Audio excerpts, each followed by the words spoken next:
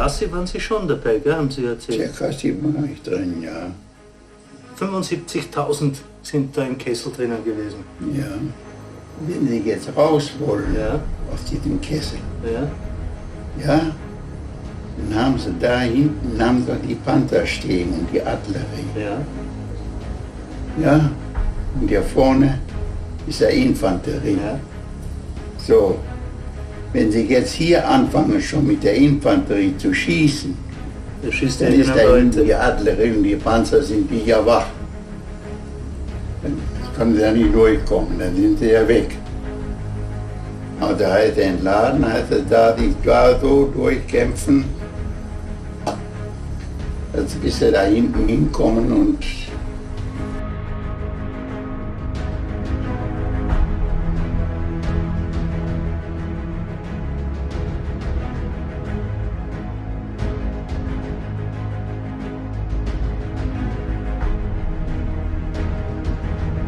Russen hatte viele Eliteeinheiten. Hat noch 4 Frauenbataillone. Die waren am gefährlichsten. Inwiefern?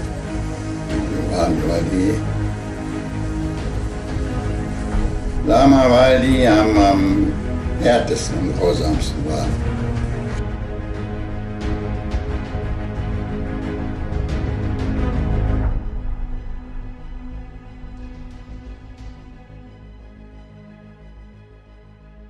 Since the moment Operation Barbarossa was launched in the summer of 1941, Germany had thrown the full weight of its military might against the Soviet Union. But now, after years of relentless fighting, the price had become staggering.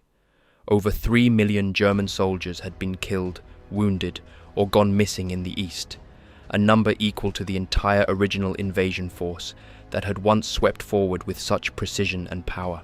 On paper, the German faction fighting on the Eastern Front looked formidable.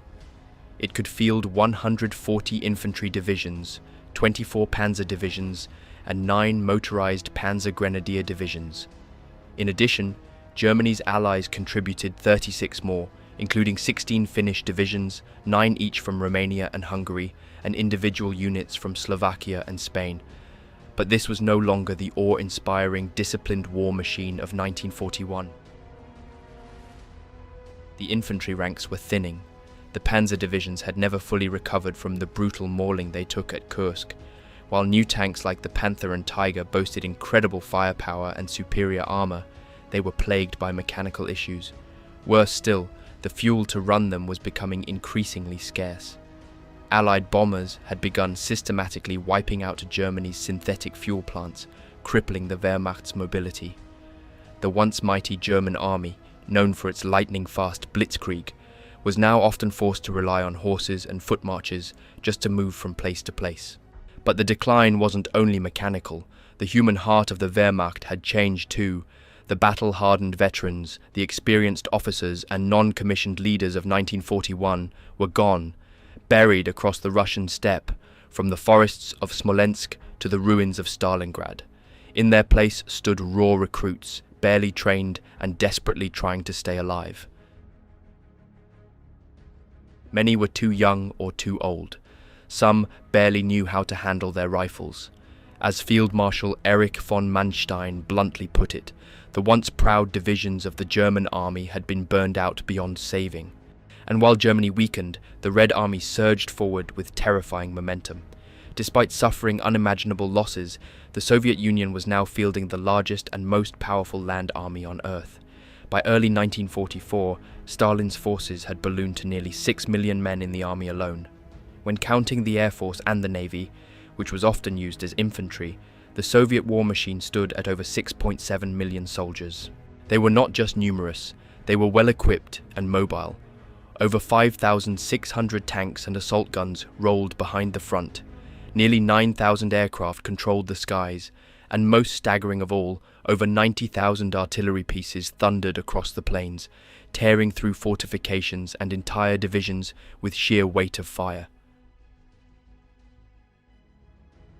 Thousands of American-built trucks gave the Soviets unprecedented mobility. Meanwhile, the endless Soviet factories, many of which had been relocated beyond the Ural Mountains, worked day and night, flooding the front lines with ammunition, equipment, and fuel.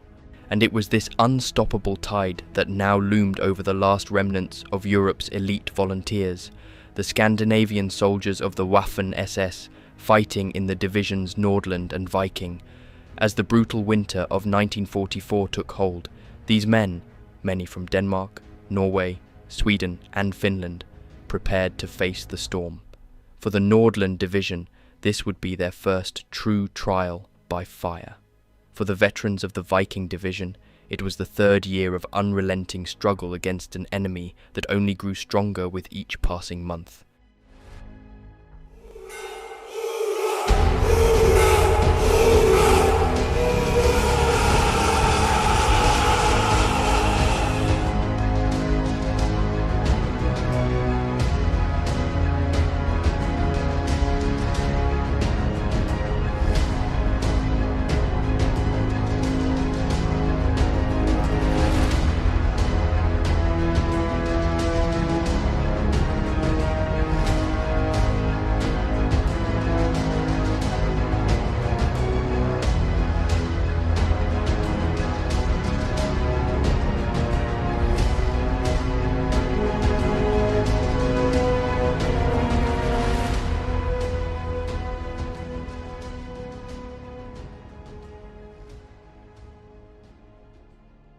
The coming months would etch two names deep into the blood-soaked chronicles of the Eastern Front, Narva and Cherkassy, two battles that would define sacrifice, tenacity, and the bitter fate of the last European SS volunteers. In these crucibles of fire and ice, surrounded and outnumbered, they would make their stand. Imagine the frostbitten forest of Narva, smoke drifting through shattered tree lines, as foreign volunteers held their positions not just for Germany, but for Estonia, Latvia, Lithuania, Eastern Prussia, and so on. Picture the muddy hell of Cherkassy, where Waffen-SS and regular Wehrmacht soldiers fought back to back, encircled by wave after wave of red soldiers as artillery turned the snow to crimson mush. These weren't just battles, they were the last gasps of World War II's forgotten soldiers, the European volunteers, locked in a war they could not win, but refused to abandon.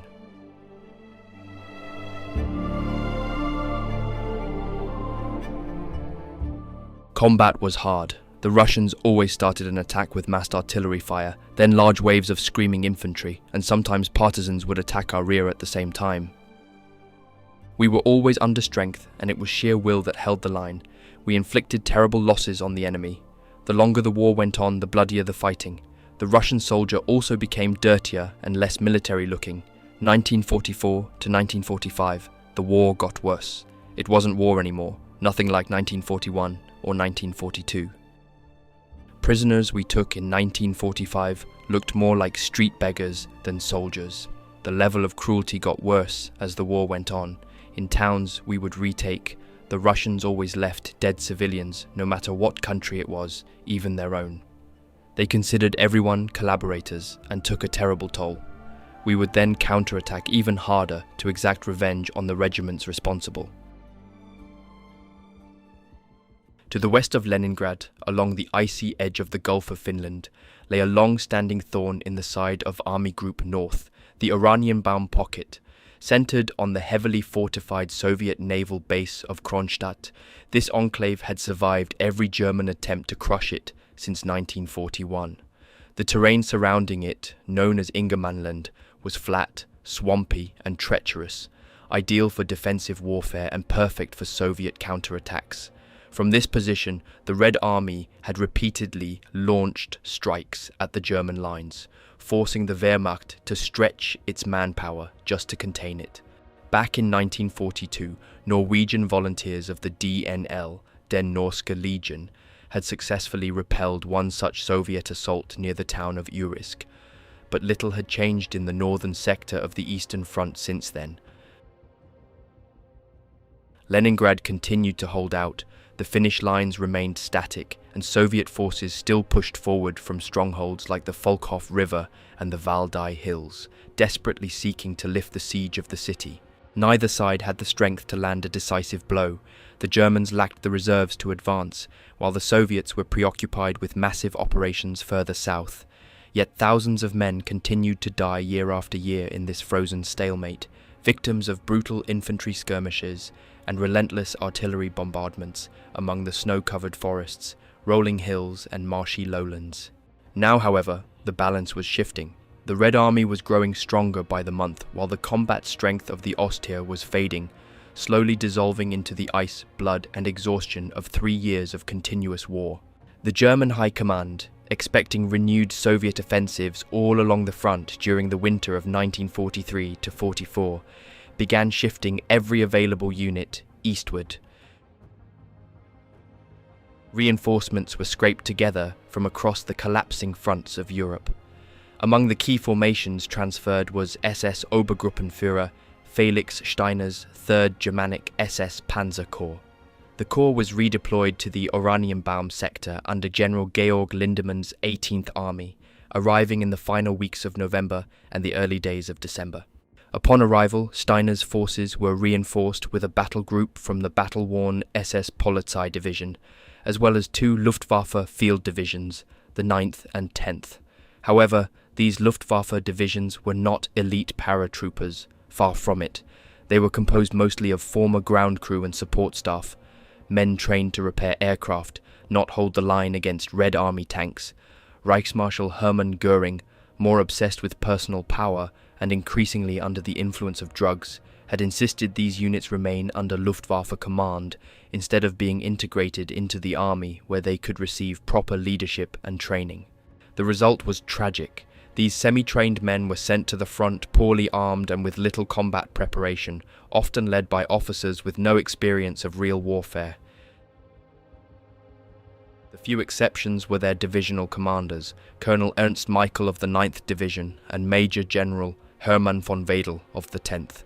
Both were seasoned professionals and decorated with the German Cross in gold and the Knight's Cross. Both would be killed in the coming battles, leaving their green troops leaderless in the most brutal season of the war.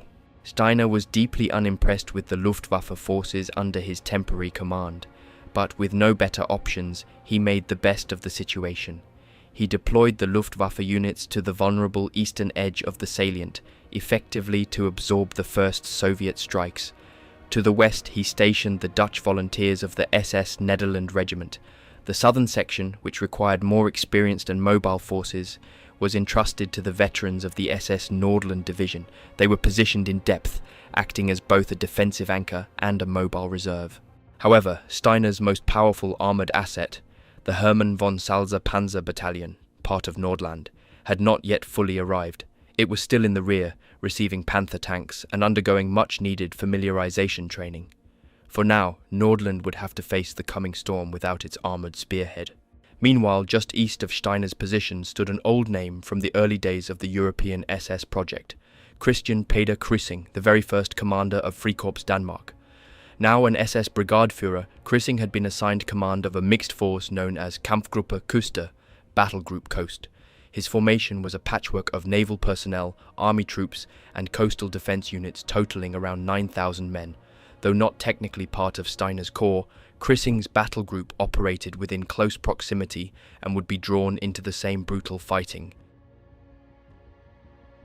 Interestingly, despite being stitched together from various services, Kryssing's battle group rivaled Nordland in manpower. According to SS Brigadeführer Fritz von Scholz's report on Christmas 1943, Nordland stood at 12,568 men, including 341 officers, 1,975 non-commissioned officers, 10,146 enlisted men, and 106 foreign auxiliaries.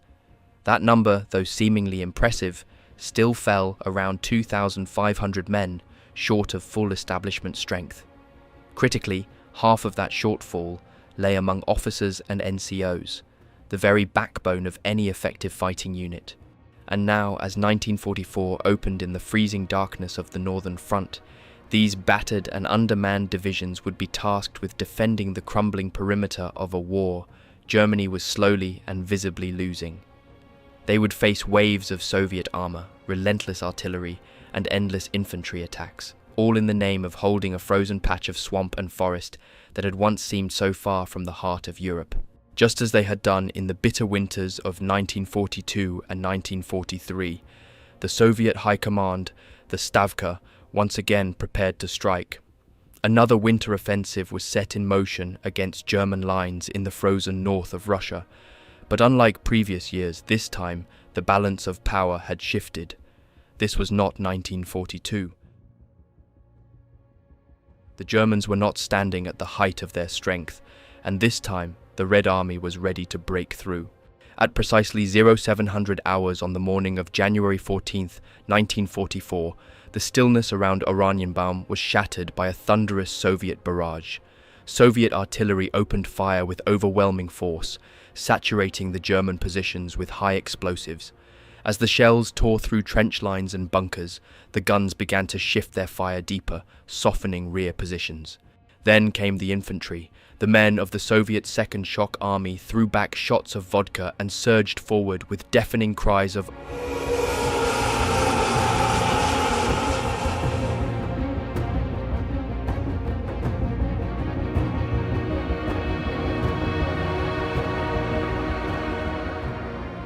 a human wave crashing against the crumbling German line.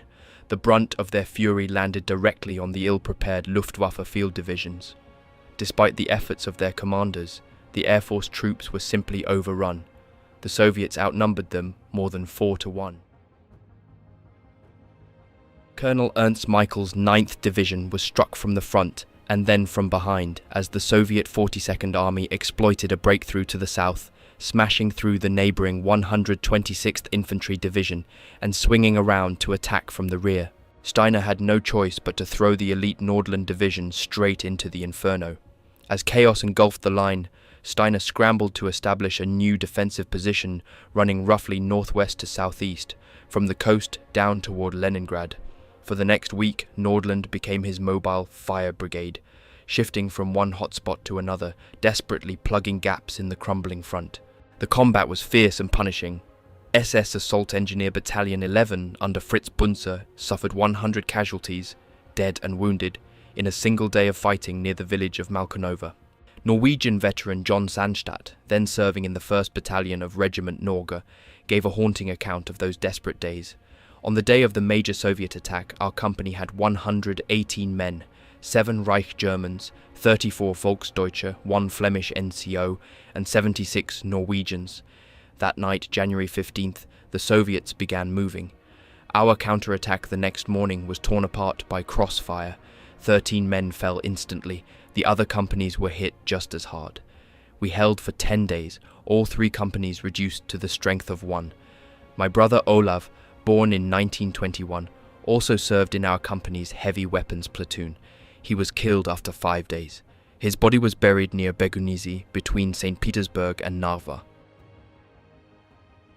By January 27th, the survivors of Sandstad's unit had been pulled back for rest. Their numbers had collapsed. Just 1 officer, 5 NCOs, and around 35 men remained.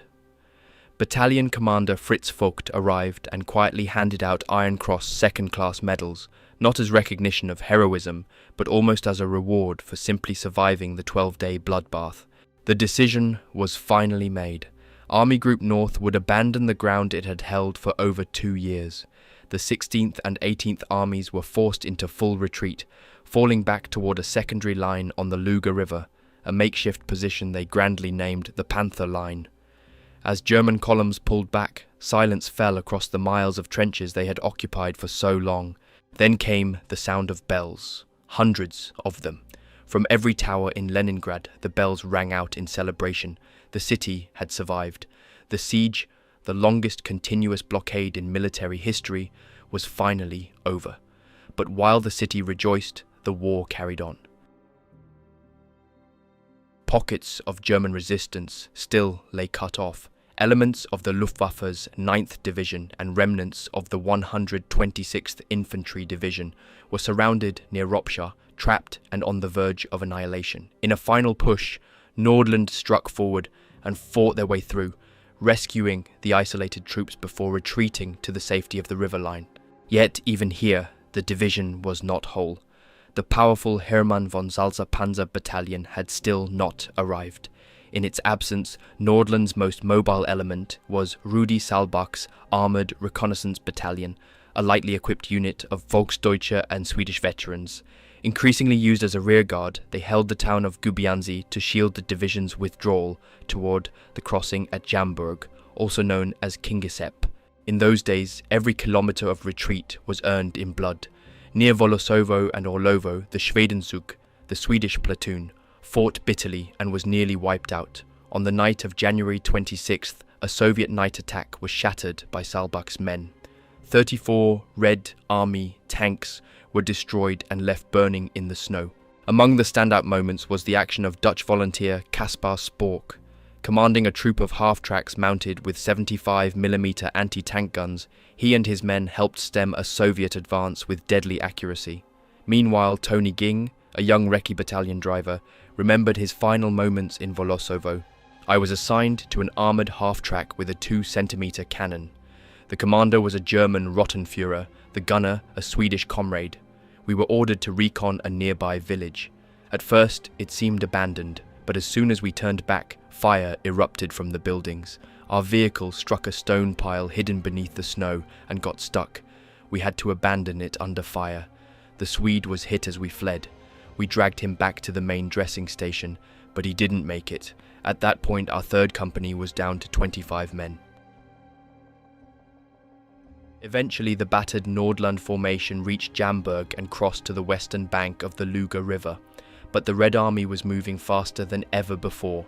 With their newly mechanized forces, Soviet units had already reached the river north and south of the crossing, threatening to encircle what was left of the retreating Germans. The Luga line was already obsolete before it could be properly held, and so the retreat continued. Nordland, along with the remnants of Army Group North, was forced to fall back again, this time toward the Estonian frontier and the ancient border at the river Narva. The 1st Battalion of Regiment Norge remained on the eastern bank to cover the retreat, with Norwegian soldiers once again bearing the brunt of the rearguard action.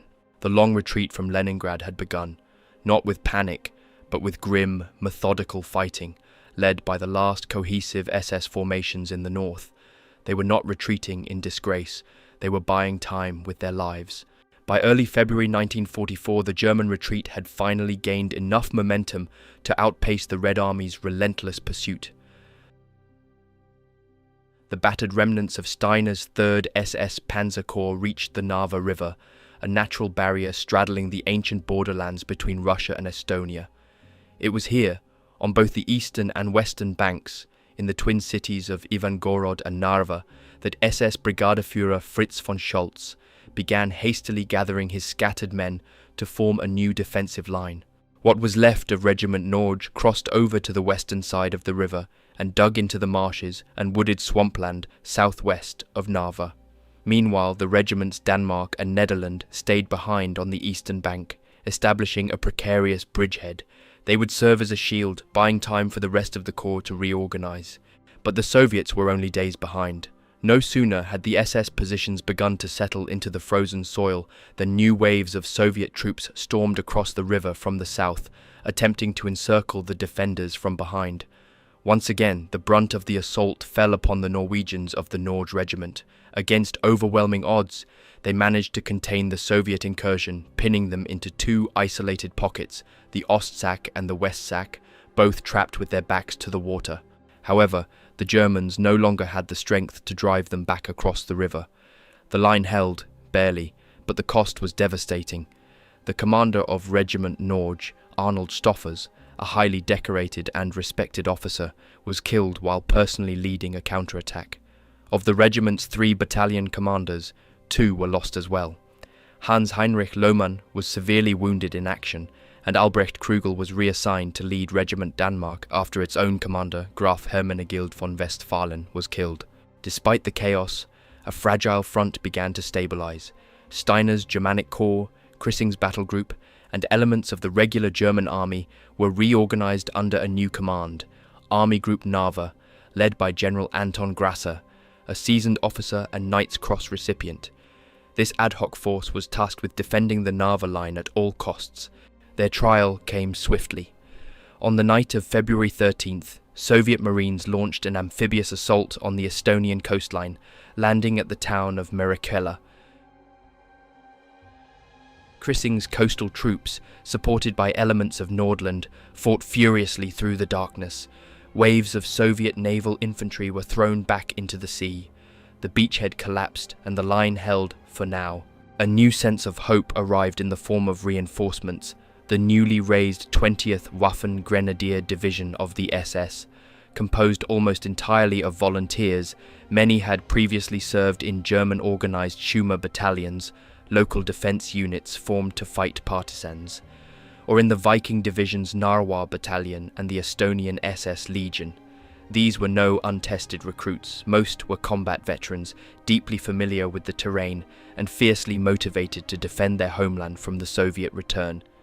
Within days of arrival, they were thrown into action on the front, a front that, after 6 weeks of brutal combat, was finally seeing the Red Army's momentum slow. But there was no rest. While some Soviet divisions were rotated out to recover, fresh ones were continuously fed into the battle.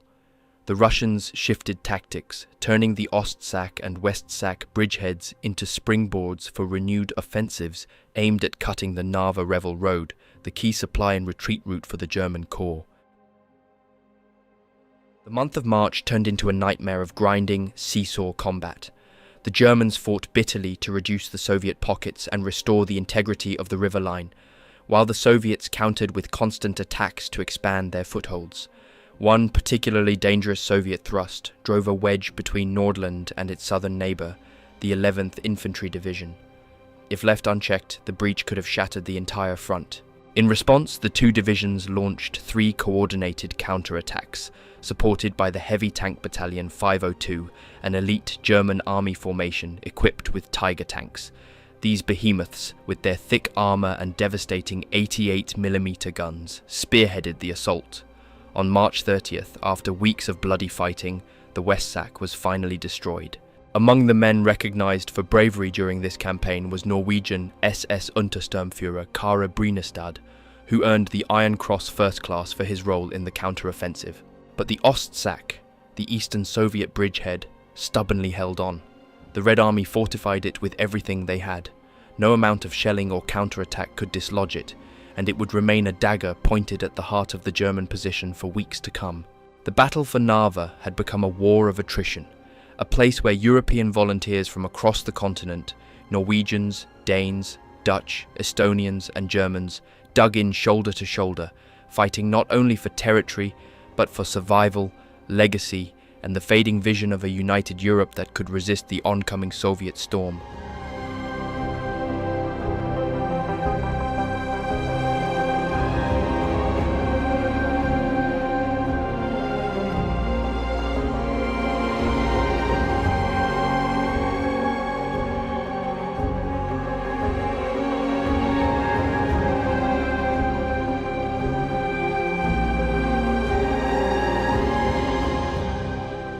As winter gave way to spring, nature finally offered a temporary reprieve. The spring thaw swept across the Narva front, bringing with it floods, mud, and impassable roads. The low-lying terrain, already soaked from weeks of snow and sleet, turned into a waterlogged morass. Vehicles bogged down, artillery movement became impossible, and large-scale offensives ground to a halt. Trenches flooded, positions collapsed into knee-deep mud, and yet, for the exhausted soldiers of Nordland, it felt like a blessing. At last, there was a moment to breathe. The surviving Scandinavians, many of whom hadn't slept properly in weeks, let out a long, silent sigh of relief. Their battered division had survived its baptism by fire, but the cost had been enormous.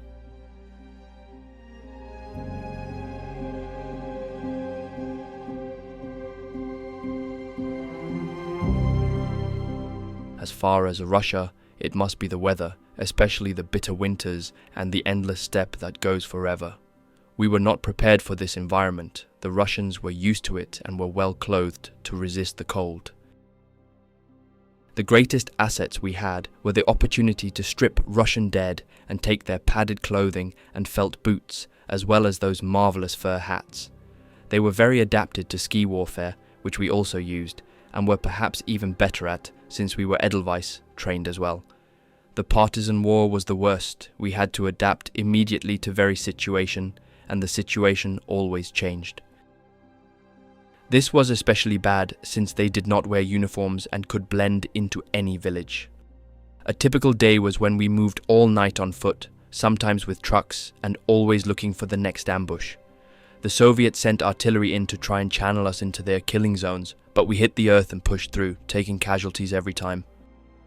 The largest partisan fighting I was involved in was near the road at Cherkassy, where the partisan cavalry attacked and withdrew quickly. I ordered my men not to pursue, as it was not our mission. When we linked up with members of the 4th Army, we felt safer, but that was just the beginning. The Nordland Division had lost a third of its total strength in the first weeks of the Soviet offensive. 24 officers and 788 men had been killed.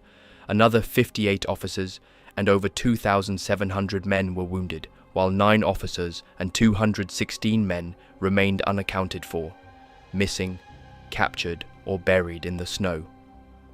Of the division's Hiwis, the local auxiliaries, only 9 had made it through the retreat alive. But Nordland was not alone in its suffering. The Netherlands Division had fared even worse, losing some 3,300 men, nearly 60% of its strength. Across the broader front, Germany's 18th Army reported a staggering 20,000 casualties in just the first 2 weeks of the Soviet assault. Now, the race was on, not just to regroup, but to rebuild a defensive line before the Red Army struck again. SS Brigadeführer von Scholz, still in command of the Nordland, issued a sobering report to Berlin. His words painted a bleak picture of the division's condition and exposed just how fragile the Germanic volunteer formation had become. The fighting value of the division has been decisively weakened by high officer and NCO losses. This is especially serious given how few we had to begin with. Our strength, made up of volunteers from Denmark, Norway, Sweden and southeastern Europe, rises and falls with the presence of experienced leadership. The lack of motorized transport and heavy weapons has driven our men to the edge of exhaustion. We've suffered extraordinary equipment losses despite the highest discipline. Most replacements arriving are unfit for frontline use and require another 4 to 6 weeks of training. Their physical condition and morale are good, but political unrest in Denmark and Norway has shaken the confidence of many of our volunteers. Until we are reinforced with capable officers and NCOs, the division will have only limited defensive capability. The situation was grim. By the end of March, the Corps' armoured punch was all but gone. Nordland fielded only 10 operational assault guns, while Netherlands could count about the same. A pitiful number compared to the thousands of Soviet tanks pressing in across the front. Reinforcements were scraped together from wherever they could be found. Around 710 men were pulled from the remnants of the 9th and 10th Luftwaffe field divisions, both of which had finally been disbanded after their disastrous performance. These men were hastily given Waffen-SS camouflage smocks and reassigned to bolster the depleted 2nd and 3rd battalions of both the Norge and Denmark regiments. But the bleeding couldn't be stopped. The 1st battalions of each of Nordland's 2 grenadier regiments had suffered such devastating losses that they had to be broken up entirely. The surviving men were folded into their sister battalions, while a small cadre of veterans was sent back to the Reich, to the Hammerstein training area, to receive new recruits and prepare for a return to the division. But that return never happened. By the time the cadre was ready to rejoin their comrades, Germany was descending into irreversible collapse. The war was rapidly approaching its final phase. Without them, Nordland was left permanently under strength, now resembling the late war Wehrmacht 1945 pattern division, with only 4 grenadier battalions instead of 6. Within those reduced ranks, the national composition of the unit had shifted once again. Nordland still counted 1,089 Danes, including 37 officers, but the Norwegian contingent had shrunk dramatically. Only 338 men remained, supported by 21 officers. Many Norwegian volunteers had chosen to transfer to the Finnish front, hoping to continue fighting closer to home. The once proud Schwedenzug, the Swedish platoon, had also suffered deeply. Its commander, Walter Nielsen, had been killed in action near Rogovitsky on January 25th during the retreat. He was replaced by veteran Hans Gustav Persson, a respected leader known affectionately by his men as GP.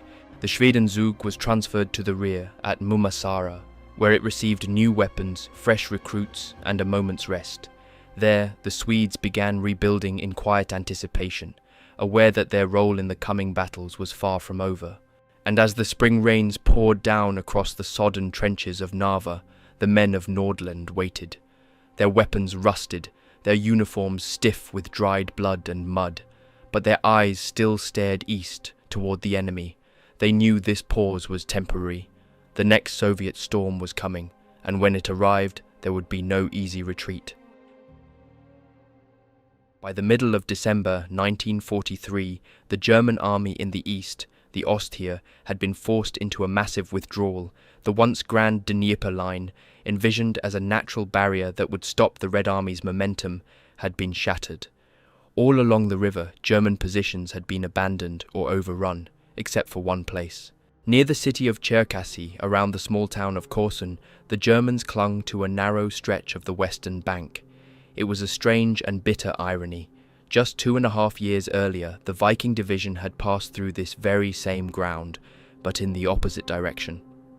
Back in the glory days of Operation Barbarossa, the Viking had charged through Korsun with thunder in its tracks, leading the drive to the Dnieper as German forces surged ever eastward. That Viking, the division of 1941, had been one of the most powerful units in the entire Waffen-SS. At its peak, it was the largest formation of its kind, and the undisputed symbol of the Scandinavian Waffen-SS experiment, with thousands of hand-picked Germanic volunteers, Danes, Norwegians, Swedes, and Dutch, filling its ranks. But now, in late 1943, Viking was a very different beast. It had become a fully fledged panzer division, one of just 30 of its kind in the entire German military machine. At its head stood a familiar face, Hans Mühlenkamp, a veteran Viking officer who now commanded its panzer regiment. Although only one battalion of tanks was operational at the time, the reputation Viking carried into battle was second to none. Known for its discipline, firepower, and offensive spirit, it had earned its place as one of the finest frontline divisions on the Eastern Front. To strengthen its combat punch, Viking had been assigned one of the newly raised SS assault brigades. In Viking's case, it was the 5th SS Volunteer Assault Brigade, Wallonian, made up of Belgian volunteers from Wallonia and led by Lucien Lippert, a former officer in the regular Belgian army who had now pledged his life to the Waffen-SS. This was part of a broader restructuring. Alongside Wallonian, other foreign brigades were forming across the Reich's collapsing front. The French SS Frankreich Brigade had been attached to the Horst Wessel division, while the Flemish SS Langemark served with the elite Das Reich. The multinational nature of the Waffen-SS, once dismissed as an experiment, was now a critical reality. Meanwhile, the man who had once led Wiking, Felix Steiner, had moved on to Corps Command. In his place stood the division's former artillery commander, SS Brigadeführer Herbert Otto Gille. Gille, a tall, silver-haired, bespectacled veteran, commanded immense respect from his troops. Though some in the traditional Wehrmacht questioned his flair for high-level tactics, no one doubted his raw courage or battlefield tenacity. He led from the front and, unlike many generals, didn't hesitate to share the dangers of his men. Yet the division he now led was not the same multinational showcase it had once been. Many of the Scandinavian and Dutch volunteers had been transferred out in 1942 and 1943 to reinforce the newly formed Nordland and Netherland divisions. Their places had been taken by German replacements, some fresh, others already blooded in battle. Even so, foreign volunteers still remained within Wiking's ranks. At least 1,000 non-German soldiers continued to serve in scattered companies, several hundred of them still from Scandinavia. Though it was no longer the shining banner of the international Waffen-SS, Wiking remained tied to the legacy of those volunteers. And in the bitter cauldron around Korsun, that legacy would be tested like never before. Imagine the cold plains of Ukraine, snow melting into brown slush, corpses frozen in shallow craters, and black smoke curling into the sky. The roar of Soviet Katyusha rockets overhead drowns out every command. A Walloon gunner grips his MG-42, muttering a prayer in French. A Norwegian Panzer crewman shouts over the engine of a damaged Panzer IV, reloading another shell as red tracer arcs across the horizon. The past glories of Barbarossa feel like a myth.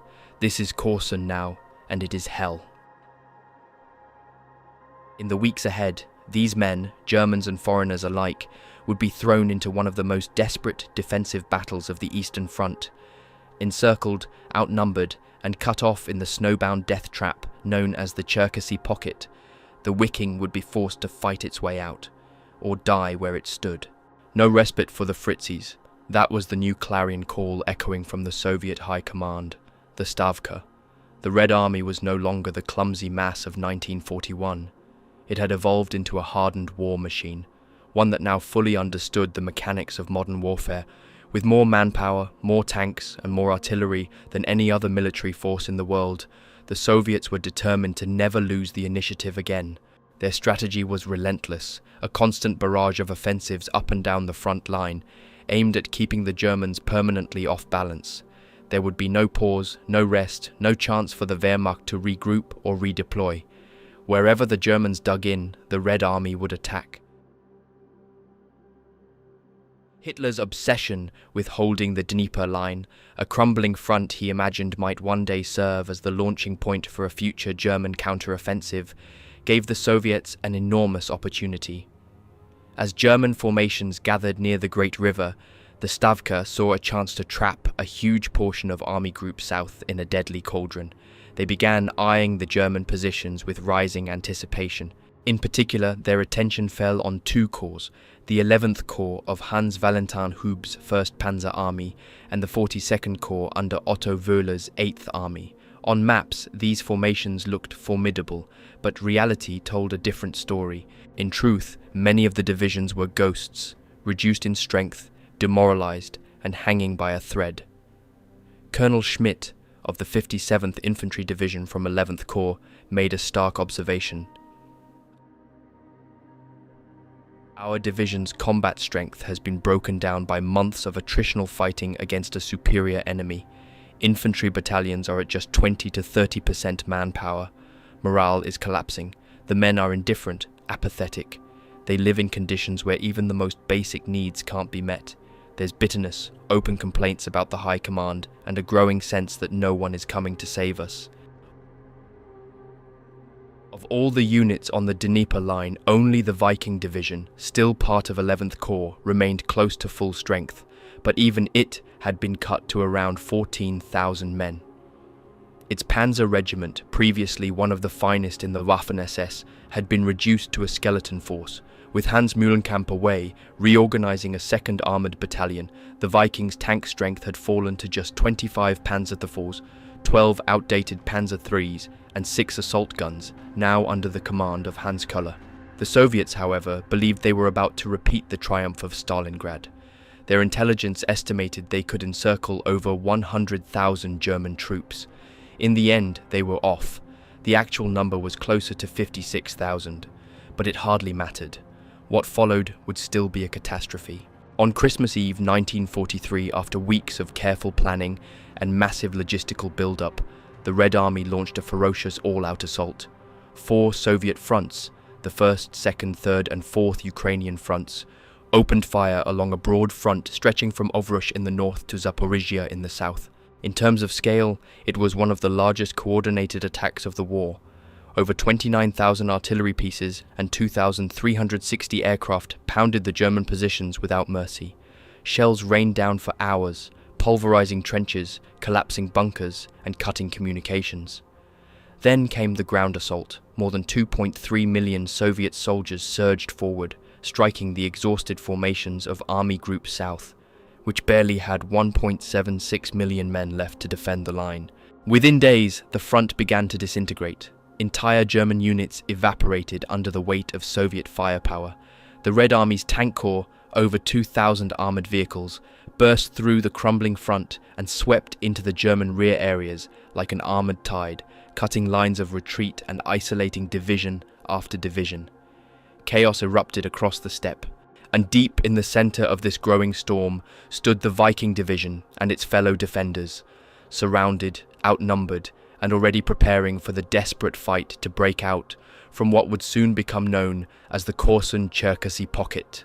By 28th January 1944, the jaws of the Soviet trap finally snapped shut. At the small village of Zvenigorodka, along the icy banks of the Tikich River, a name the men would come to know through bitter memory, spearheads of the 6th Tank Army and 5th Guards Tank Army linked up. Soviet tankers shook hands atop their vehicles, and in that moment, the encirclement was complete. The Viking division was surrounded. Alongside it were its Belgian comrades in the Wallonian Brigade, as well as 6 shattered German Army infantry divisions. Together, these remnants were reorganized under the name Group Stemmermann, after their senior officer, General of Artillery Wilhelm Stemmermann. What began as a tenuous defensive perimeter would now become a desperate fight for survival. The Soviets wasted no time. Generals Ivan Konev and Nikolai Vatutin moved swiftly to tighten the noose. 2 defensive rings were formed around the pocket, known to the Germans as the Kessel. The outer ring was designed to repel any German relief force that might come from the west, while the inner ring was meant to strangle any attempt to break out from within. At the same time, the 27th and 52nd Armies launched coordinated assaults from both east and west, hammering the pocket with infantry, tanks and artillery in a bid to shatter the encircled forces before they could regroup. Waves of Soviet shells crisscrossed the ever-shrinking German-held territory, levelling villages, collapsing cellars, and spraying shrapnel across every frozen trench. It was like Stalingrad all over again. The sky red with fire, the ground shaking under artillery thunder, and the wounded crying in every direction. Smoke, snow, and blood mixed into one. Inside the pocket, Hitler issued a chilling command. Just as he had done a year earlier, he forbade any breakout. The troops, he insisted, would hold. A relief column would come. The Reich would not abandon its last grip on the Dnieper. But those inside the Kessel knew better. Field Marshal Erich von Manstein, commanding Army Group South, had no illusions. On 1st February, he launched a hasty relief operation with what little he had left. 5 panzer divisions were thrown into action, nearly half of his entire armoured force on the Eastern Front. The Viking had been meant to be part of that punch, but now it was trapped behind Soviet lines, and Manstein's assault had to come without them. 2 years earlier, such a force would have crushed Soviet resistance. But times had changed. The Red Army was no longer the underdog.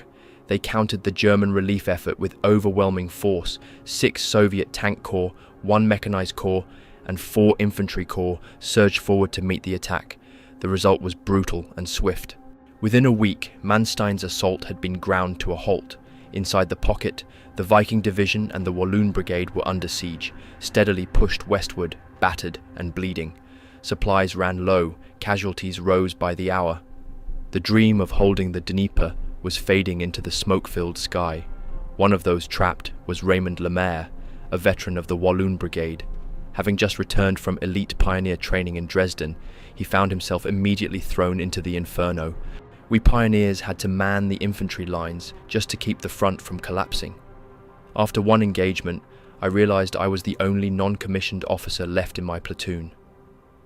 On 30th January, the Soviets came again, wave after wave. It turned into a 2-hour melee. Bayonets, grenades, knives, fists. We beat them back, but I was hit, both legs torn by grenade splinters. I couldn't walk. Hours later, I was pulled out of the Kessel by plane. But not everyone was so lucky. Elsewhere in the encirclement, units of Viking fought desperate rearguard actions. Soviet artillery had zeroed in on the frozen roads. Evacuation convoys were shredded. The Walloons and Germans dug in among the ruins, setting booby traps in basements and clinging to every trench as the pressure mounted. Soviet T-34s prowled the outer limits of the pocket, firing blindly into villages now reduced to smoking rubble. In the forest near Lysyanka, a group of Viking panzer grenadiers held off a Soviet assault for 8 hours, using captured anti-tank rifles and flamethrowers scavenged from a knocked-out vehicle depot. One sergeant, a Danish volunteer, was found afterward lying across his MG-42, his belt empty. 23 Soviet bodies in front of his foxhole. The Kessel was dying, but its defenders were not done yet. Raymond Lemaire was one of the fortunate few. Of the 2,000 men who made up the Walloon SS brigade inside the Corson pocket, only 632 would walk out alive. The rest were either killed, wounded, captured, or simply vanished into the blood-soaked snow. For the Scandinavian volunteers of the Viking division, survival was no easier. Still mostly concentrated in the grenadier companies of Regiment Germania, the remaining Danes, Norwegians and Swedes were battered relentlessly by Soviet assaults. Day after day they held their lines in half-collapsed trenches, farmhouses turned into fortresses and snow-covered shell holes, their ranks thinned with every passing hour. But it wasn't just the fighting that wore the men down, it was the weather. The Ukrainian steppe offered no mercy. Veterans of the pocket would all speak of it later, the piercing wind, the blinding snow, the way the cold crept into your bones and stayed there. Temperatures plunged to -20 degrees Celsius, turning simple injuries into life-threatening wounds and freezing men alive where they lay. There was no warmth, no shelter, the snow blew sideways, the blood froze in our boots. You couldn't sleep, only shiver, and pray the next shell didn't land near you. Just like in Demyansk, 2 years before, the Soviet Air Force worked tirelessly to destroy every standing building. Shelters, barns and dugouts were flattened in waves of bombing runs, not to destroy troops directly, but to deny them any cover from the brutal elements. Soviet aircraft roamed the skies freely, machine-gunning convoys and lighting up positions with tracer fire. Yet again, as in Demyansk, it fell to the Luftwaffe's transport fleet to try and sustain the trapped soldiers. Fleets of aging Junkers Ju-52 aircraft, nicknamed Anti-JU, flew mission after mission into makeshift airstrips, often under fire, often without clear weather, bringing in crates of ammunition, barrels of fuel, and flying out the wounded. Over the course of 19 days, these brave crews flew in 868 tons of ammunition and nearly 83,000 gallons of fuel. In return, they managed to evacuate over 4,100 wounded. But the cost was catastrophic. Dozens of aircraft shot down, many incinerated before even lifting off. Germany's already thin air transport capability was gutted. The loss was irreplaceable. Léon de Grelle, the Belgian Walloon leader and one of the most prominent foreign volunteers, recalled the horror. Every day, our anti-JUs were shot down just minutes after takeoff. They fell flaming into the snow, and inside, the wounded screamed as they were burned alive. By early February, a cruel twist of weather made things even worse. After the snowstorms came a thaw. The freezing slush turned the roads into quagmires. Vehicles disappeared into the mud, as if swallowed by the earth. Panzers sank past their side armour, trapped like flies in syrup, unable to move or retreat. Supply routes collapsed. Fighting positions became muddy ditches filled with water, ammunition, and dead men. One soldier from the Leibstandarte, part of the relief column, later described the impossible terrain. The mud was knee-deep, heavy Ukrainian soil mixed with melted snow to form a kind of sticky glue. A light frost at night made it worse, locking tracks in place. Once a vehicle stopped, it was finished. Even half-tracks were stuck like stones.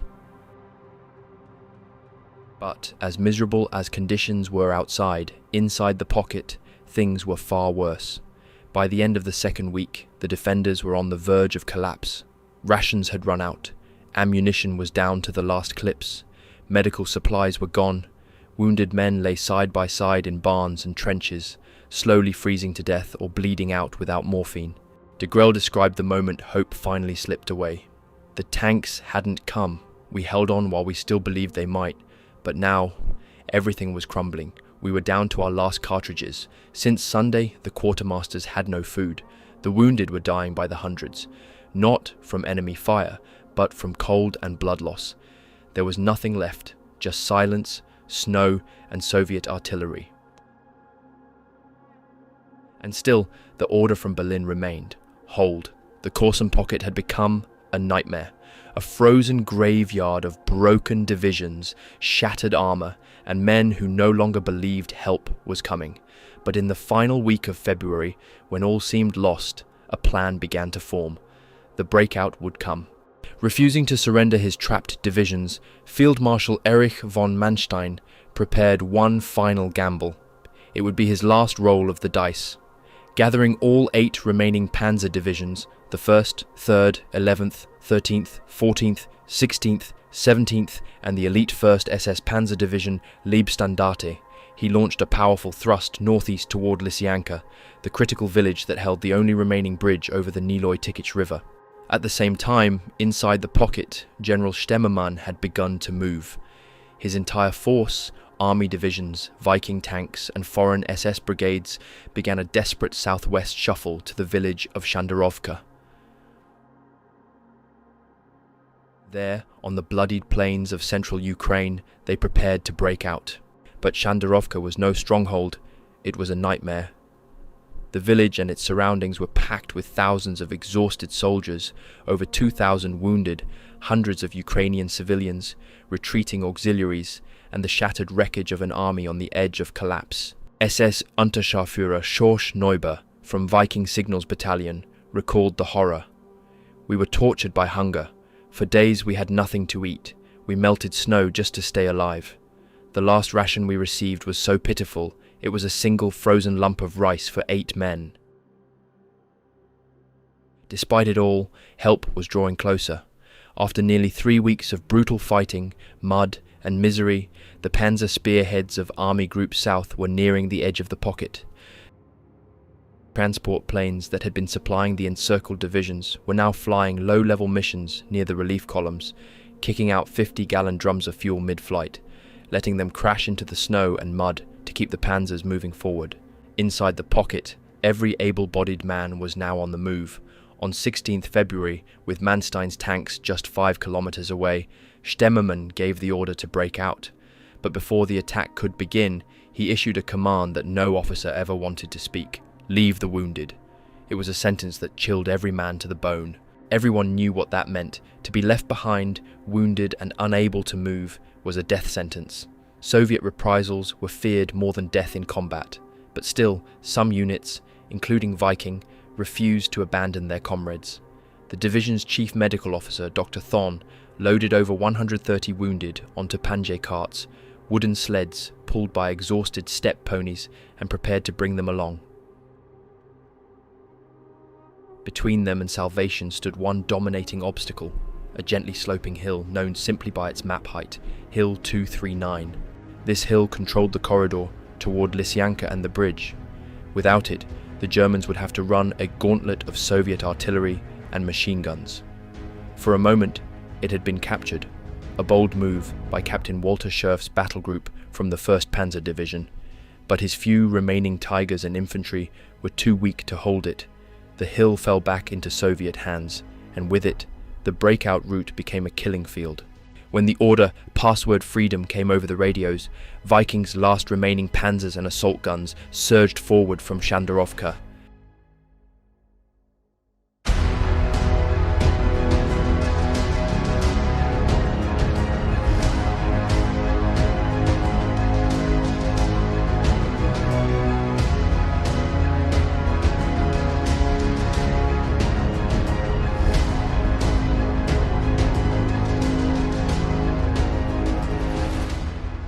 They smashed open the Soviet line in a daring charge, tanks roaring, guns firing, snow erupting in sheets of fire and shrapnel. They cleared a path. And then, in an act of suicidal bravery, Hans Köller and his tank crews turned around and drove back into the pocket to cover the withdrawal. Not a single tank would return.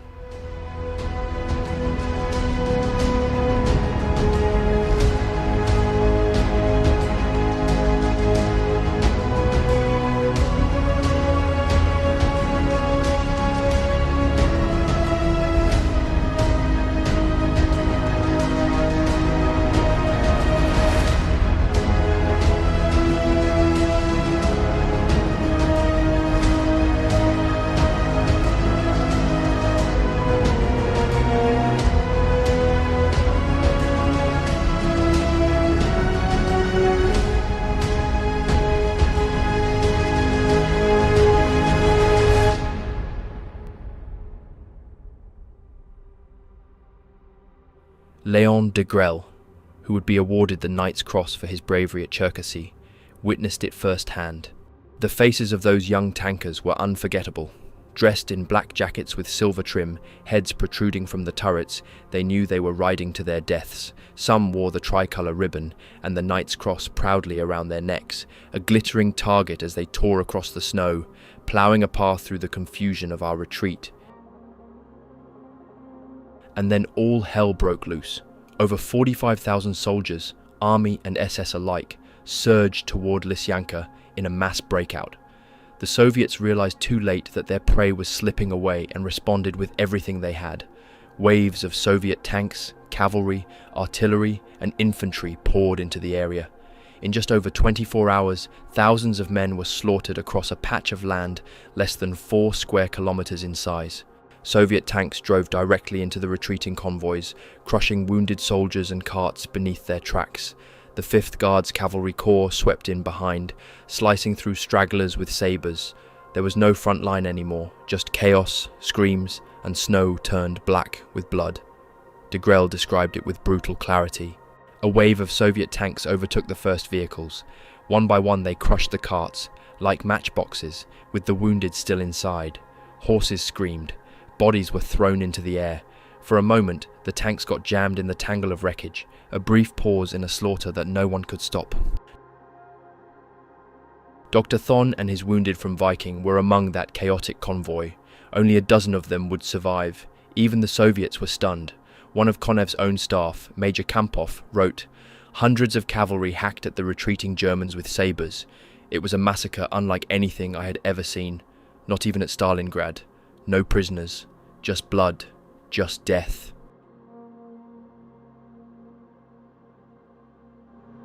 Es sind sehr viele gefallen, viele Kameraden. Und dann war es auch schwierig, weil wir so weit durch waren und dann mussten wir durch den, ich glaube, Lysyanka hieß der Fluss. Der war nicht sehr breit, aber der hatte Eis und Steilufer. Und auf der anderen Seite ging es hoch, eine Höhe, dahinter und hinter der Höhe, da war man dann in Sicherheit, aber da mussten sie erstmal durch. Viele haben dann auch versucht, da Bäume umzufällen und umzulegen, die da drüber. Andere haben versucht, reinzuspringen, durchzukommen. Auf der anderen Seite war das Steilufer. Kamen sie nicht hoch, viele haben sich ausgezogen, das Eis trug ja nicht, um so da durchzukommen. Haben gemeint, wenn sie ausziehen, können sie besser schwimmen, das stimmt allerdings nicht. Wie sind Sie dann, wie haben Sie es geschafft? Ich bin nur durchgeschwommen an einer Stelle, bin da durchgekommen. An der Stelle durchgeschwommen, auf der anderen Seite hochgekommen.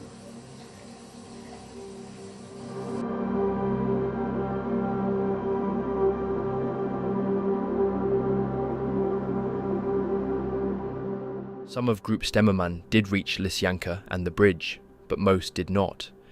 Those who arrived too late found the span gone, or the road blocked, and before them the Gniloi Tikich river, icy, fast-flowing, and 8 meters wide. Among them was SS Brigade Führer Herbert Otto Giller, leading around 4,500 Viking survivors and countless others. The bridge was out, the tanks were gone, the Soviets were closing in. With no other option, Giller acted. He ordered a half-track driven into the river to act as a breakwater, but it was swept away, so he turned to the men. Grabbing horses, debris, anything that would float, he and his staff formed human chains, dragging men through the water. Giller himself, clad in a fur coat with a walking stick in hand, strode up and down the riverbank, organizing crossings, shouting commands, pulling men from the freezing current. And somehow, just somehow, he got the vast majority of his men across to the western bank. Soaked, frozen, bleeding and broken, they had escaped the Corson pocket, but for tens of thousands it had come too late. As the first survivors from the Corson pocket stumbled into Lysyanka, they were met by the outstretched hands of their comrades from the 1st Panzer Division and the Liebstandarte, but there was little time for celebration. Soaked to the bone, wrapped in frozen uniforms that clung to their starved frames. The men were immediately sent trudging westward. The bridgehead was too shallow, the front too fluid. The relief forces had to pull back before the Soviets regrouped. For many, it was a crushing blow. They had escaped the jaws of death, only to be told their march wasn't over. The disbelief and exhaustion was written across every mud-caked face. But despite the bitter letdown, there was something undeniable in the air: relief. Of the 56,000 men encircled at the start of the battle, more than 40,000 had survived, either evacuated by air or on foot through that frozen hell. But not all made it. General Wilhelm Stemmermann, the commander of the pocket, didn't see the aftermath of the breakout he led. During the escape, he had taken shelter in a Viking staff car driven by SS Rottenführer Klenner, but the vehicle was hit by Soviet anti-tank fire. Stemmermann was torn apart by shrapnel and killed instantly. When his body was later found by Red Army troops, they described him simply as a little old man with grey hair. The war had claimed another of its old warriors. For the men of the Norland Division, stationed far to the north, spring had finally brought a moment of calm. The harsh tempo of Soviet offensives had slackened. The Red Army, now firmly entrenched on the eastern bank of the Narva River, was content to carry out patrols, minor artillery strikes, and probing attacks. Nothing more. While the Danish Denmark Regiment and the Dutch Netherlands still clung to their narrow foothold on the far side of the river, the rest of the Germanic Corps worked feverishly to reinforce their defences. Skirmishes continued. Raids, reconnaissance, snatching prisoners, all aimed at disrupting the enemy and searching out weaknesses. The front was cold, but never still. In the far southeast of their line, the Danes had constructed a fortified position known as Outpost Sunshine, a log-reinforced earthwork manned by the entire 7th Company of the Denmark Regiment. On 12th June, Soviet troops launched a surprise assault. The outpost was overwhelmed, most of its defenders killed, and the survivors forced into retreat. Among them was SS Unterscharführer Egon Christophersen, a Danish veteran of the Viking division. Gathering a handful of survivors, he led an immediate counter-attack. So ferocious was the response that the Soviets abandoned the position, and Sunshine was recaptured. Christophersen's bold leadership was recognized across the Corps, and on the 11th of July 1944, he became the first Scandinavian SS soldier awarded the Knight's Cross. Only 2 other Danes would join that elite circle before the war's end. But even men like Christophersen couldn't change the reality. The Narva had already been lost as a natural defensive barrier. A new line had to be drawn, one further west, stretching from the Gulf of Finland down to Lake Peipus. Into this line, the Germans integrated old fortifications like the Swedish Wall, an 18th century redoubt, as part of what would now be called the Tannenburgg line. At the centre of the line stood 3 wooded hills, part of Estonia's Blue Mountains, named by the Germans as Orphanage Hill, Grenadier Hill, and Hill 69.9, or Love's Hill. Their gentle slopes concealed commanding views of the Narva Revel Road and the critical railway line. To the north stood the Swedish Wall, to the south, bogs and swamps. Both terrain features would restrict Soviet armour and turn the hills into key defensive anchors. If the Soviets broke through here, they would not only overrun the Tannenburgg line, they would cut off large portions of Army Group North, trapping tens of thousands. Felix Steiner understood this immediately, and so did the Soviets. The line was held by a mix of hardened European volunteers. The Norge Regiment stretched from the southern sector, where it linked with the 58th Infantry Division of the German Army, all the way up to Grenadier Hill, which it shared with Denmark. Hill 69.9 was defended by the Danes and Estonian SS volunteers from the 20th SS Division. To hold Orphanage Hill, Steiner requested reinforcements and was given a 500-man Flemish unit, Kampfgruppe Rehmann, part of the reforming Langemarck Brigade, equipped with 375mm anti-tank guns. It wasn't the first time blood had been spilled near Narva. Over 340 years earlier, Tsar Peter the Great had led a Russian army across this very river to attack Swedish-held Livonia during the Great Northern War. There too, Estonian and German soldiers had stood beside the Swedes, and there too the Russians had been humiliated, routed, their artillery captured. Livonia was spared for another decade.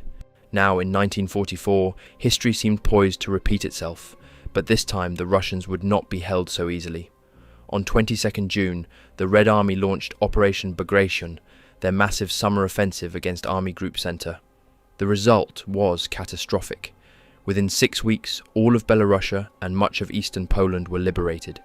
Over 35 German divisions, more than 350,000 men, were destroyed. The defeat dwarfed even Stalingrad, and the Wehrmacht would never recover. Reinforcements from Army Group North Ukraine were urgently pulled north to shore up the Narva front. At the same time, OKW stripped units from the northern sector to reinforce collapsing fronts further south, weakening both theatres simultaneously. As the Soviets massed forces on the Narva, commanders like Grasser, Steiner and von Scholz could only watch with mounting dread. Then came another blow. On the 20th of July, the failed assassination attempt on Hitler sent the Reich's command structure into a tailspin. Across the army, orders stalled. Suspicion, paranoia and political purges left critical gaps in coordination. In this confusion, Corps headquarters issued a withdrawal order. The Nordland was to fall back from the Narva to the Tannenburgg line.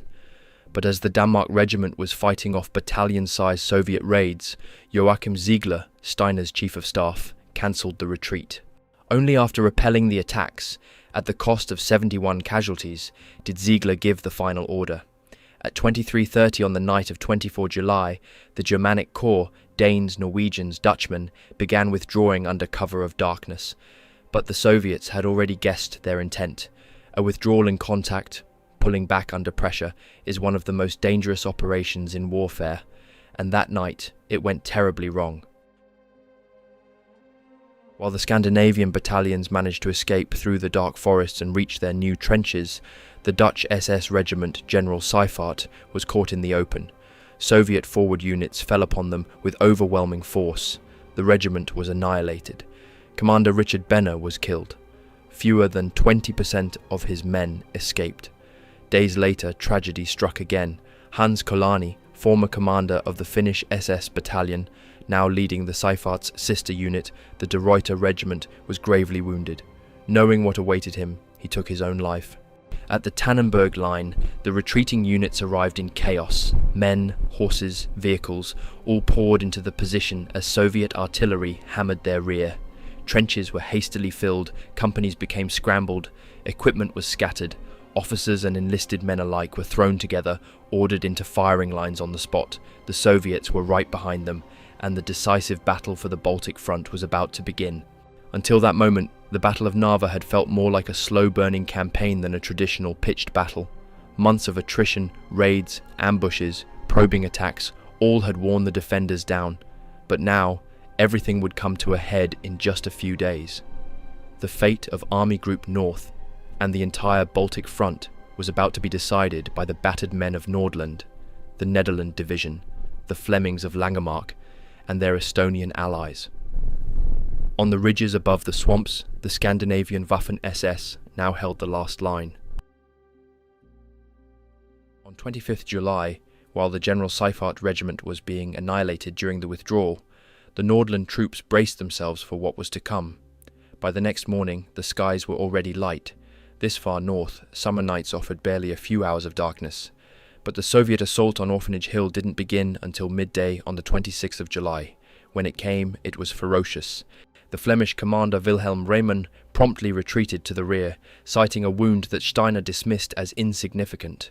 In his place, a young Flemish nationalist, Georg de Heiser, took command just in time to witness his fellow officers cut down, including Frans Swinnen and Henry van Mol. Despite the slaughter, the Flemings held firm. But the next day, Soviet forces launched a massive new assault that overwhelmed the defenders and drove them off Orphanage Hill. Steiner immediately ordered a counterattack. Leading the charge was Norwegian officer Thomas Vistendal, whose Norge grenadiers, joined by de Heys's remnants, attempted to storm the summit. In the ruined orphanage atop the hill, 60 Flemish soldiers were stranded, praying for rescue. Twice their comrades tried to reach them through withering Soviet fire. Both times they were driven back, and in the night, the men trapped in the orphanage were slaughtered to the last. At dawn on 28th of July, all sides knew the decisive blow was coming. Soviet commander Leonid Govorov massed 6 full-tank brigades and 11 rifle divisions behind Orphanage Hill. His goal, break the line, capture Grenadier Hill, seize Hill 69.9 and shatter the 3rd SS Germanic Panzer Corps. First came the thunder of a massive artillery barrage, then the Red Army surged forward, and in their path stood a single Flemish anti-tank gunner, Remy Schreinen, a 5'4" railway worker's son from Kemptich, manning a 75mm Paquet gun alone. In one brutal hour, Schreinen knocked out 7 Soviet tanks, including 3 hulking Joseph Stalin JS-2s, whose enormous 122mm shells could tear bunkers apart. Eventually, a Soviet shell struck his position, wounding him severely and knocking him unconscious, but the hill had held. Schreinen was later rescued from his shattered pit and awarded the Knight's Cross for halting the advance. That same morning, tragedy struck the Corps' leadership. SS Gruppenführer Fritz von Scholz, a respected commander of Nordland, was mortally wounded by shrapnel. Taken to a field hospital, there was nothing doctors could do. He died the next day, posthumously awarded the swords to his Knight's Cross. Still, Govorov would not relent. On 29th of July, he launched another full-scale assault. By now, the trenches were filled with the corpses of Danes, Norwegians, Dutchmen and Estonians. The defenders were at their physical limit, half-starved, deafened, soaked in blood and barely holding formation. But just as the Soviets threatened to overwhelm the hills, SS Obersturmbannführer Paul Albert Kausch, a former Wiking artillery officer, took command of the last armoured reserves. Leading every operational vehicle of the Hermann von Salza Panzer Battalion, Panthers, Panzer IVs and Sturmgeschütze, Kausch ordered a desperate counter-attack. With Norge grenadiers charging alongside them, the panzers slammed into the advancing Soviets in a thunderous close-quarters engagement. The clash turned the slopes of the Blue Mountains into a metal graveyard. When the dust finally settled, 113 Soviet tanks lay burning across the hills. The Tannenburgg line had held just. The Battle of Narva, one of the bloodiest and most symbolic clashes on the Eastern Front, had ended in bitter stalemate. The Red Army had thrown overwhelming force at a hastily built line defended by foreign volunteers, men from Norway, Denmark, Flanders, the Netherlands and Estonia, and had failed to break through. But it had come at immense cost. The hills were littered with the dead. The elite of the European SS had spent their strength. And though the Soviets had not broken the line, it was only a matter of time. The war in the East was far from over, and what came next would be even worse. Such was the strength of the Red Army in 1944 and the increasing weakness of Hitler's Eastern armies that the Soviet High Command, Stavka, was able to launch sustained offensives across nearly the entire front. From Narva in the far north to the shattered cities of Crimea in the south, fresh Soviet assaults battered the German lines without pause. The Wehrmacht, drained and overstretched, could do little to stop it. The destruction of Army Group Center in June had been the turning point. Operation Bagration tore the heart out of the German front, wiping out more than 30 divisions in just a few weeks. With no strategic reserves left, the OKW had no choice but to strip units from every other army group in a desperate attempt to plug the growing gaps. But each transfer only created a new crisis. Though elite formations like the SS Viking had managed to hold the Soviets at bay near Warsaw, and the Nordland had stopped the Soviet advance cold at Narva, such units were few and far between. The Eastern Front was vast. The Red Army was everywhere. The Scandinavian Waffen-SS could only be in one place at a time. And to the south of Steiner's positions at Narva, the Soviets found exactly what they were looking for, a weak point. The Soviet 2nd Guards, 6th Guards and 51st Armies surged forward in a hammer-blow offensive. They smashed through German lines, capturing Daugavpils, then sweeping into Panevėžys and finally Šiauliai. From there, Soviet armour swung north, racing to the sea. At the end of July, Colonel Kremer's 8th Guards Rifle Brigade reached the Baltic coast near Klapkalnkiums, just west of Riga. The breakthrough had sealed the fate of the entire northeastern sector. The 3rd Germanic SS Panzer Corps, fresh from its bloody stand at Narva and decorated with a staggering 29 Knights' Crosses, suddenly found itself isolated, trapped. Alongside them were 27 divisions, and more than 500,000 troops, the entirety of the German 16th and 18th armies. In one bold Soviet stroke, Army Group North was cut off inside a giant pocket that now stretched across all of Estonia and most of Latvia. And yet, Hitler hesitated. In the way only Hitler could, he delayed the decision to pull Army Group North out of Estonia. It was not strategy that held him back, nor was it any concern for the fate of the Estonians, many of whom had fought bravely alongside the Germans in the Waffen-SS 20th Estonian Division. That unit, now cut off from its homeland, was left with no nation to defend. But the immorality of abandoning Estonia was not on Hitler's mind. Instead, his familiar delusion returned. Hold the line to the last man and the last bullet. It was the same thinking that had already led to catastrophe at Stalingrad, at Korsun, at Bagration. Only a desperate personal appeal from Army Group North's commander, General Ferdinand Schörner, changed his mind.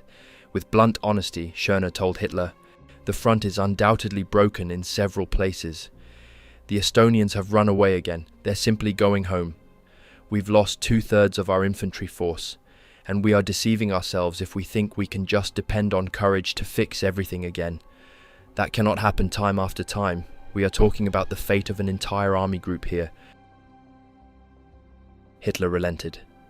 The green light was finally given for Operation Asta, the breakout from Estonia and retreat westward into Latvia, but it was almost too late. Throughout late August and into September, the 3rd Germanic SS Panzer Corps began its fighting withdrawal. Some units escaped by sea from Pernau, others hijacked trucks, carts, or simply marched. They crisscrossed the back roads and forests of the Baltic, trying to reach the last open corridor before it closed. Soviet forces did everything they could to seize Riga and cut off the escape, but against all odds, the corridor remained open, barely. By mid-September, the survivors of Army Group North had reached Latvia, establishing a new, fragile defensive line that stretched from the Corland Peninsula, southward through Memel, and toward the border of East Prussia. But the respite did not last. In October, Soviet offensives surged forward again. Amidst the chaos, the Red Army reached the Baltic coast once more, and the trap closed for good. This time, Army Group North was truly cut off. A final sliver of land on the Corland Peninsula was all that remained. Inside it, hundreds of thousands of German soldiers would remain surrounded until the very end of the war. And for the men of Nordland, many of whom had fought since 1941, the war was far from over.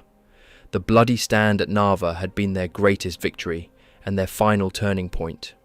What came next would test their resolve like never before. Corland, called Corland by the Germans and Kuusame by the Latvians, juts out into the Baltic Sea in a long western bulge. Fertile and prosperous, its traditional capital was Liepaja, known as Libau in German, with Ventspils, Rindau to the north, at the mouth of the river Venta.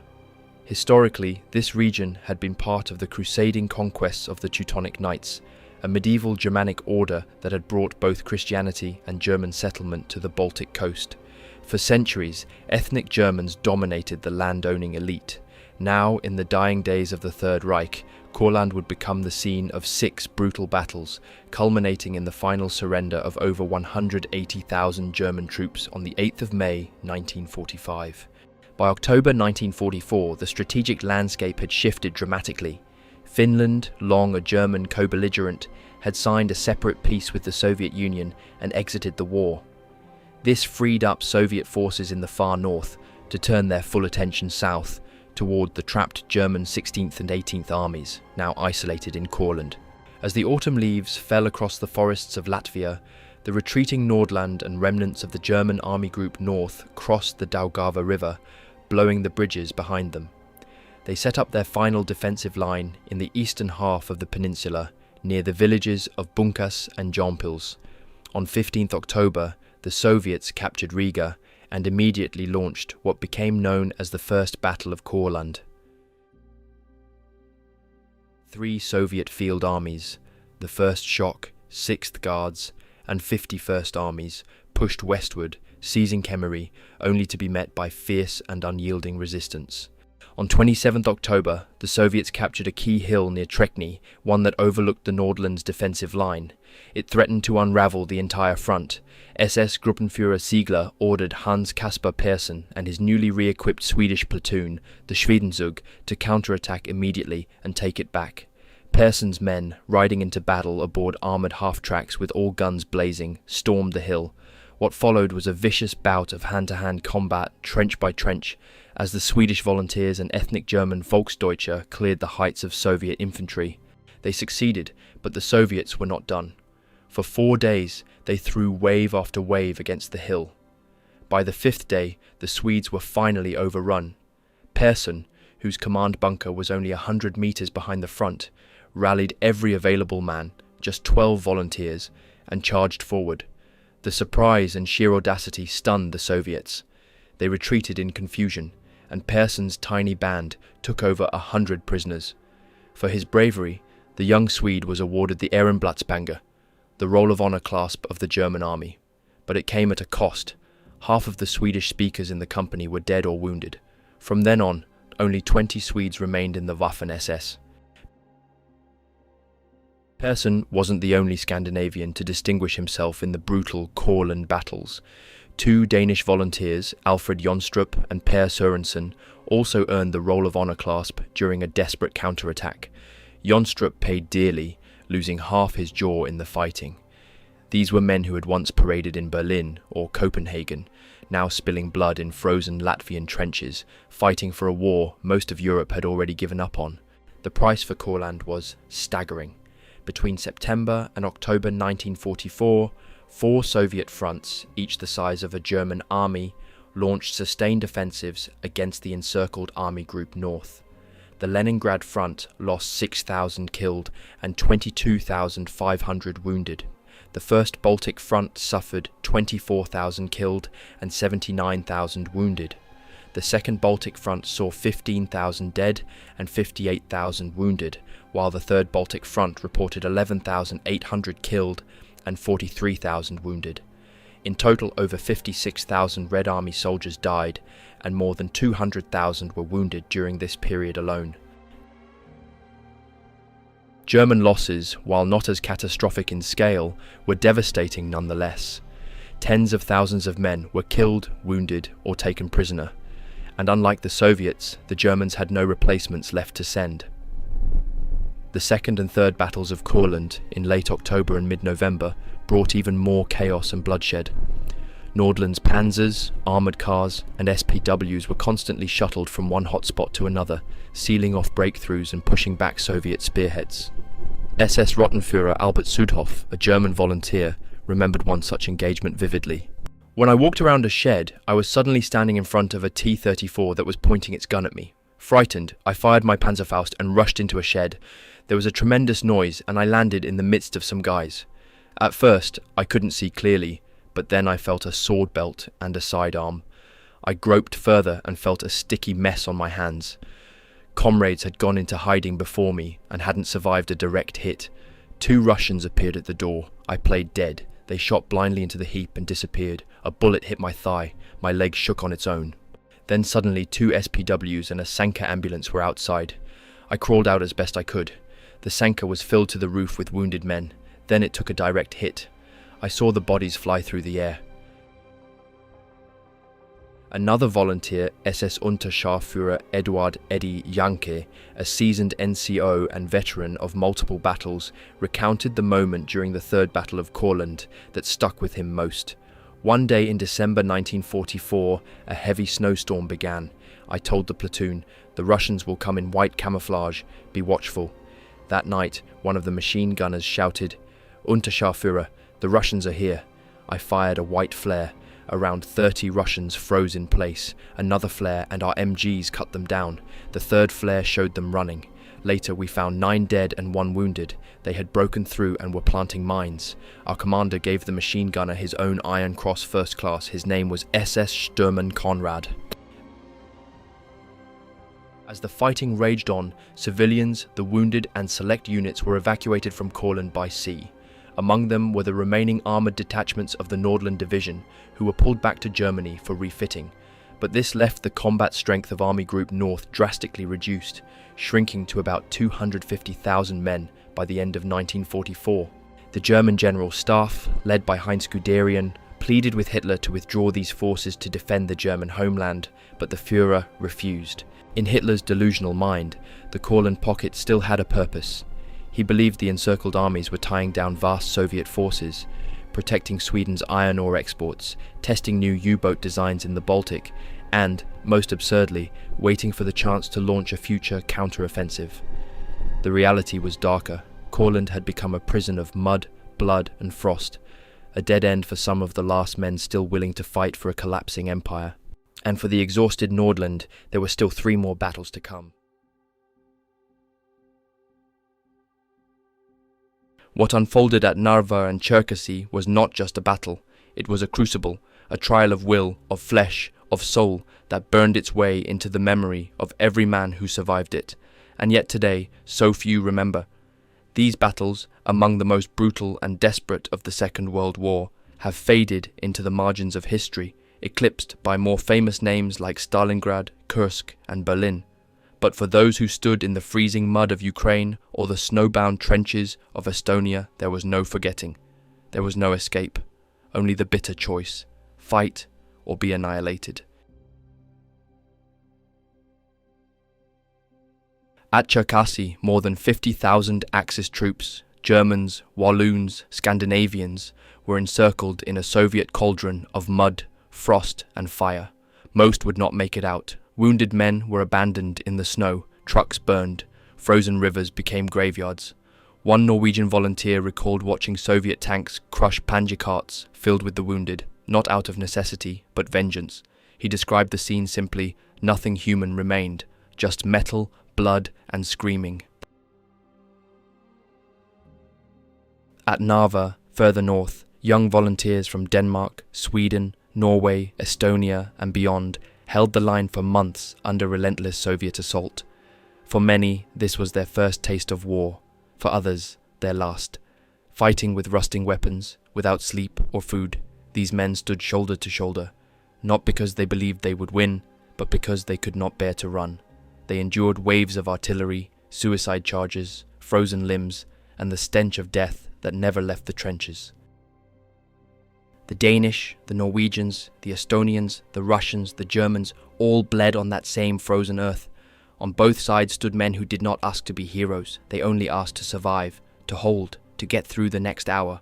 Because what happened at Narva and Cherkassy was more than a military campaign. It was humanity stretched to its absolute limit. It was courage in the face of hopelessness and resilience in the jaws of death. These men, no matter the flag they wore, were not cartoon villains or faceless numbers. They were sons, brothers, fathers, many barely more than boys, caught in the machinery of the most devastating war Europe has ever known. The Soviet soldiers, too, deserve our respect. They came from across the vast Soviet Union, many under threat of execution if they faltered. Others went forward willingly, hardened by years of loss, watching their homes burn and their families disappear. A Red Army officer later wrote in his diary, "I have stopped feeling joy. I feel only hunger and death and the hate of war, but I go on." When we speak of Narva and Cherkassy, we speak of places where man was pushed past all reason and yet refused to break, where men crawled through minefields to reach wounded comrades, where tank crews lit cigarettes for each other knowing it might be their last, where nations bled together, some for ideology, others for survival, and some for a dream of a Europe that never came. They held so that we might one day look back and try to understand what they endured, not to glorify war, but to honor its victims, to learn, to remember, and maybe, just maybe, to be inspired. This history matters. It matters because it reminds us that great suffering is not the end of the story, that in the darkest of winters there are still flickers of loyalty, of courage, of brotherhood, and that even when the world collapses, as it did across the Eastern Front, there is always something worth standing for, something worth remembering. So let us remember them, Soviet, German, Norwegian, Estonian, Danish, Walloon, Swedish, not as symbols of politics or ideology, but as human beings, cast into a war that became their crucible. To those who stood at Narva, at Cherkassy, in the frost, the fire, and the silence, we remember you. You walked through hell, and through your ashes we still hear the echo. Hold, just one more hour, one more day, until the end.